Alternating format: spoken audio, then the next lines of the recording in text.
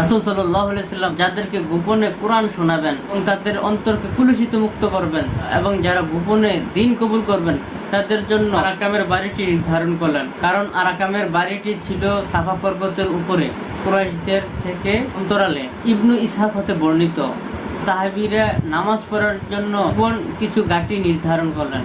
একদিন কাফেররা দেখে ফেললো নামাজ পড়া অবস্থায়, তাদেরকে অশ্লীল গালিগালাজ করলো, তাদেরকে আক্রমণ করলো। মুসলমানরাও প্রতিবাদ করলেন, পাল্টা আক্রমণ করলেন।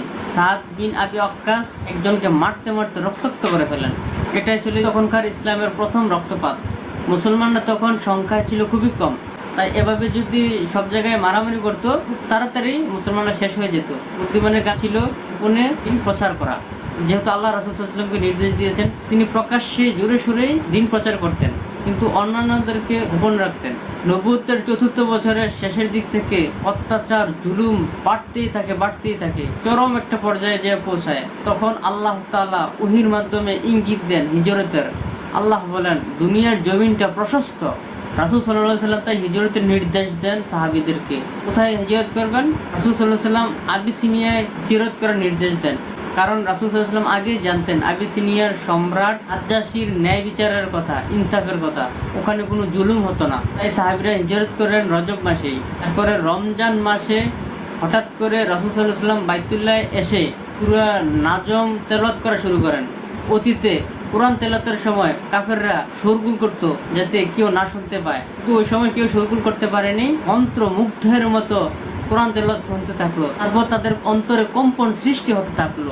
পরে যে সূরা নাজমের সেজদার আয়াত তেলাওয়াত করলেন, তারপর রাসূল সাল্লাল্লাহু আলাইহি ওয়াসাল্লাম সাথে সাথে সেজদায় লুটিয়ে পড়লেন।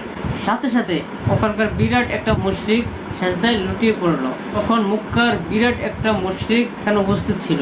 যখনই আবার তাদের স্বাভাবিক অবস্থায় ফিরে আসলো, তখন তাদের ভিতরে আক্ষেপ সৃষ্টি হয়ে গেল, হ্যাঁ আমরা কি করলাম। পাশের লোকেরা তাদেরকে লজ্জা দিতে থাকলো। এই লজ্জা থেকে বাঁচার জন্য রাসূল সাল্লাল্লাহু আলাইহি ওয়াসাল্লামকে অপবাদ দেওয়া শুরু করলেন।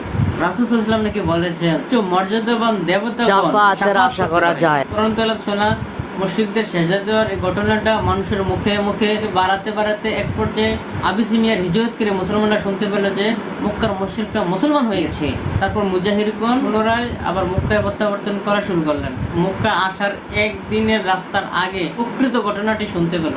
তাদের একটা অংশ আবার পুনরায় হিজরত করে আবিসিনিয়া চলে গেলেন, আর একটা অংশ ঘটনাটি আরো ভালোভাবে যাচাই করার জন্য মক্কার ভিতরে ঢুকে গেল গোপনে। কিন্তু তাদেরকে দেখে কাফেররা তাদেরকে নির্যাতনের মাত্রা আরো বাড়িয়ে দিল, একদম অসহ্য নির্যাতন শুরু করে দিল। তারপর রাসূল সাল্লাল্লাহু আলাইহি ওয়াসাল্লাম তাদেরকে আবার হিজরত করার জন্য নির্দেশ দিলেন।